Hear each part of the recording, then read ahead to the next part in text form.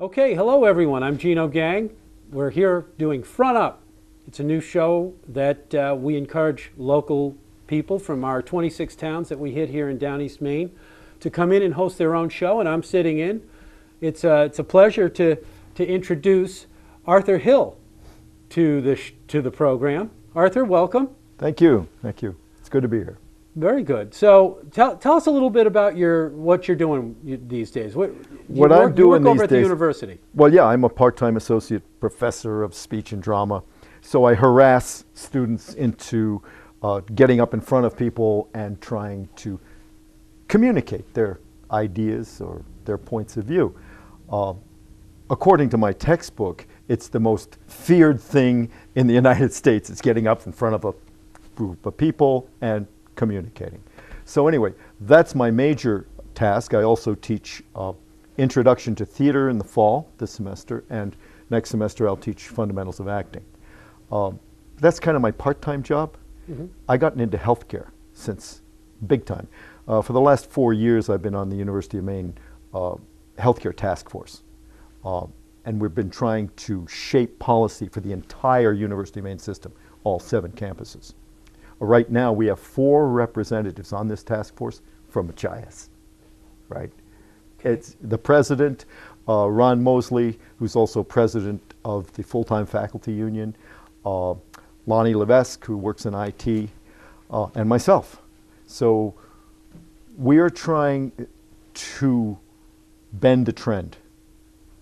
And for years, I've been complaining about, well, healthcare in the United States, what a ripoff, you know. And people have been suffering big time.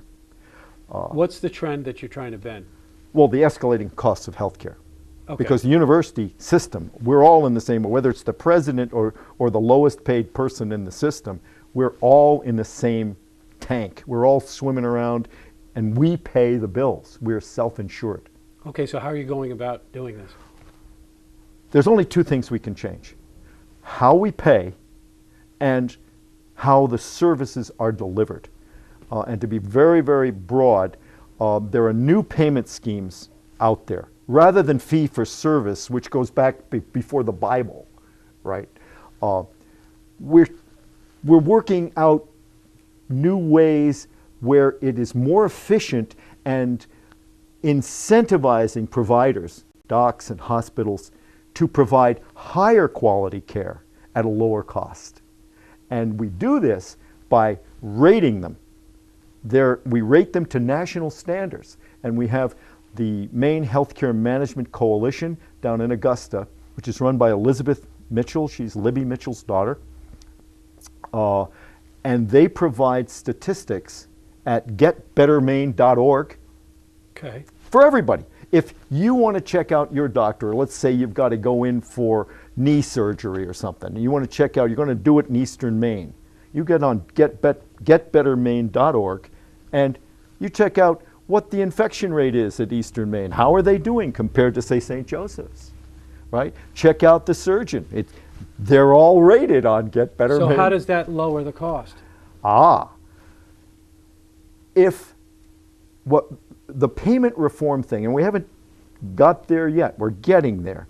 Let's say your knee goes septic after the operation. You have to stay in the hospital for 20 days. That's going to cost $150,000 probably, right? Because of their mistake. Now, I mean, you shouldn't have gotten infected, but you did. Now, so what we say is, for knee surgery, we're going to put one price on it. When the hospital and the insurance companies are going to agree on this. See, this is how we're trying to reform the insurance companies and the providers. You can say, that's going to cost $7,500, no matter what. If he stays in the hospital 1 day and is discharged, or 30 days and discharged, what's the hospital incentive there? I'm going to get this guy out in a day, and I'm going to make sure nothing bad, untoward happens, because I'm also being rated by the Maine Healthcare Management Coalition, and anybody can access it. How are they reacting to that? I would think that maybe some hospitals would be a little taken back because, there's variables. Some things do happen. There is some resistance, but the state of healthcare in the United States today is so bad, it's disastrous, that if what the hospitals and what the insurance companies are realizing, if they do not start to make reforms, that the entire system is going to crash. It's going to crash. Well, And I think you may be right. I mean, when you look at the state of individual health in general, the trend, the children eating, not getting exercise, eating too much junk food.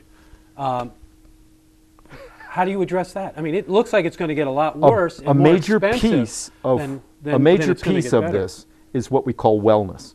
Yes. And wellness is educating the consumer, educating the public on their diet, exercise, their lifestyle in general.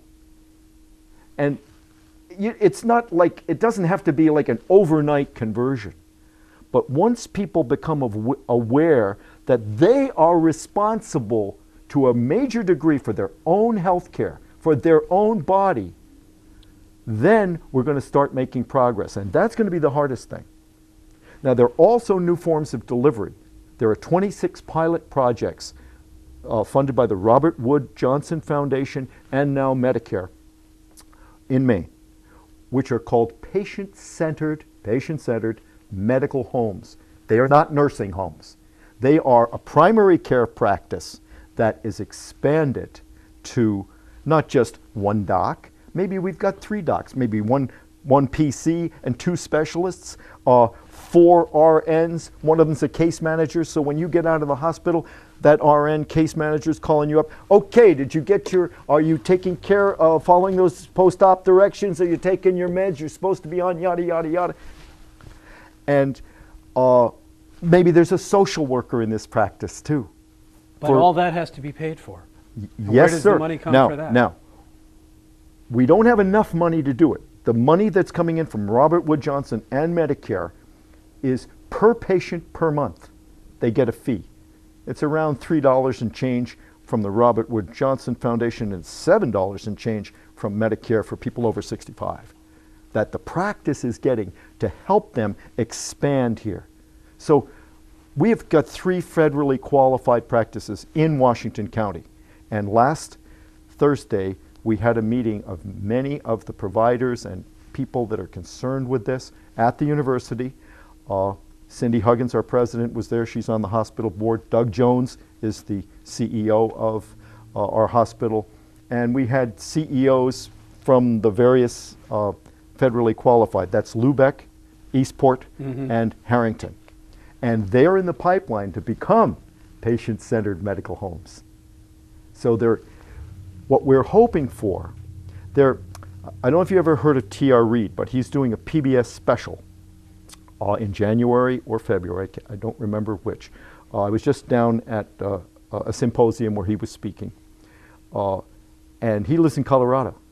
And there is a county in Colorado, T.R. Reid lives in it, I can't remember the name of the county, that all of the docs, all of the hospitals, all of the insurance companies are all in it together.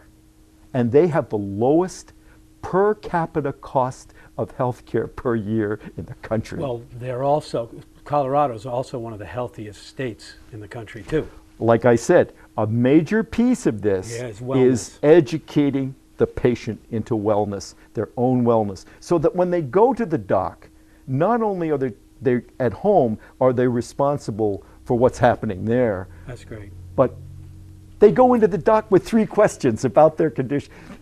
Hey, what should I be doing here? How so does we could maybe learn from this guy. Socialized medicine is a term that was coined by an ad agency that was working for, I think it was Tom Dewey, was the Republican candidate, and see, Truman and the Democrats wanted to bring in single payer, right? Right. I mean, Britain had just done it, right? And this ad agency said, what does America fear the most? Communism, socialism, socialized medicine. They came out with that term, and ever since it's had that terrible connotation with communism and Right. the Red Peril and Yeah, everything right, like that. right. Doesn't matter that every other industrialized country, wealthy country in the world does it, even Taiwan, right? Yeah. So, there are single-payer systems. Britain, Canada, those might be called socialized medicine. Okay. All right? Single payer. France, insurance companies, called the Bismarck system, was invented by Count Otto von Bismarck in 1880 so he could get more voters, right? Yeah. When he unified Germany. Okay. But the insurance companies in the Bismarck system, and that's France, Germany, Austria, pretty sure Japan, all the insurance companies here are truly nonprofit. The way ours used to be before some MBA finally said, hey, let's make some money off of this ticket here, right? So the prices for services are negotiated between the providers and the government once a year. Well, if they're nonprofit, who oversees them? I mean, the government must Oh, obviously. the government does. The government does. They're totally regulated. But they do negotiate the prices, and the docs negotiate with the government their prices as well.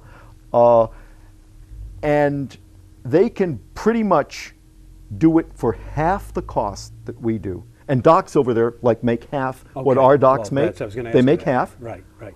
but they still live pretty comfortably. Yeah. I remember Michael Moore's Sicko, Yep. where they're interviewing the doc in England under a socialized system, right? And he's driving a Jaguar, and he's got a nice flat, and his kids are in private schools. He says, I'm not hurting. I'm making half of what they make, but, I got a good life. Right? So what you're saying is maybe we should start to think toward that a little bit more. We should eclectically take what works here, what works there, what we think will work for us. But the major thing is going away from specialties as the highest paid practitioners of the black art to primary care. Over in Europe, primary care is the focus. They subsidize it. They subsidize their medical education. Docs don't come out of medical school with $250,000 worth of student loans. What's primary care? Primary care is what I was talking about. Patient-centered medical home. The doc you go to for your yearly physical, the doc you go to when you're feeling chest pains, the doc you go to, when something's wrong. And you walk in there, and it is a broader spectrum of services than just one doc. It's a team approach, from the administrative assistant at the front desk who welcomes you to the practice, is aware of you, just like if you were in the saloon business. I used to be in the saloon business in New York, right? And the guy I learned from, he said, Arthur, your best customer is your new customer, right? Yeah. And they'll always be coming All right. back because you've welcomed them. So the same applies to a primary care practice. We have got to focus our attention on building these. And Maine is leading the country right now. I think we're one of 16 states where these pilot projects are being done. And Washington County, with that meeting on Wednesday, and signing a memorandum of agreement, the whole county, Calais Hospital, Down East Hospital, and many of our providers, certainly our federally qualified providers, have signed a letter of agreement to work together. We're leading the country. Boy, And that's what I'm excited about. that's good for you. Now, on another note, I'd like to Sure. know a little bit more about you. What brought you here to this area, down East Maine? Well, my wife and I were working in New York City. I was an actor and a bartender. And she was assistant picture editor of Sports Illustrated and then Money Magazine. And then she got mugged for the third time in 10 years. And we figured that Back life in was the just... 70s? This was when it- 85, 86. Okay, yeah. We figured life was too short for that sort of thing. And I'd just gotten custody of my son from my previous marriage. And Andrea had bought land here in 85, 10 acres in Jonesboro, on the mudflats. And so in '87, we moved here and built a house. Carved it out of the woods and built a horse farm, actually. And so the acting and the saloon thing, kind of, how did It's that? very Dionysian. Sure. How did it evolve? Most actors in New York are either waiters. Oh, you know, absolutely. Back in the '60s, I was an actor in New York, and I was very lucky to stumble into La Mama, which was one of the foremost experimental theaters in the world. In fact, when I went back to college in the '80s for theater, my instructors were saying, just ask Arthur if you have any questions, because his theater was in all of the theater history books we were reading. La Mama. Our director, artistic director, just died last year, Ellen Stewart. She was 91, and I saw her when she was 89, and they would carry her bed downstairs at La Mama, and she was still directing. Gosh. Yeah. So I was lucky enough to work with people that became, well, very successful. Tom Ian, the first company I was in, Tom Ian. Tom Ian wrote Dreamgirls, right? Sure. Andrei Serban, he became one of the foremost directors in the world. When he directed us, he had 20 words of English and would push us through our blocking, like, do it. And one of my things was I had to stick my head in a toilet on stage. And because of that, when we toured Europe in 1970, because of that, they took, the London Times took a picture of me, they took 150 photos, but they took a picture of me sticking my head in the toilet and coming up. Andre directed me, it's beautiful, the most beautiful girl you've ever seen, right? And I'm going, and they used that picture in the review of us in the London Times, and nobody would speak to me for a week in the company. And we had to move on to Germany and Austria and whatnot. So you're still doing theater? I was just teaching theater. You teach it now. I've been here 25 years, and only 3 years of that have I been full-time up there. But I have directed 17 plays, 2 at Eastport. At the university? Mostly at the university, but 2 at Eastport at the Art Center. Yep. With Jay Skrillex when he was running that, and 1 down at Maine Maritime. And so directing is really my thing, because that's when I can really train actors. So I can work with almost anybody as long as they're willing to get with the program, as long as they're really willing to open themselves up and just jump off the cliff. And you also mentioned public speaking. That's your other part-time That's my bread job? and butter. That's your bread and butter. Yeah, I teach 2 sections of that every semester. And how is that? I mean, are people interested in that? Is that a popular They come class? in not I don't want to be here. I know. Right? I remember. And I hated it. yeah. And by the end of the semester, well, Hillary took it from me, I'm pretty sure. Yeah. By the end of the semester, I would say 95% of them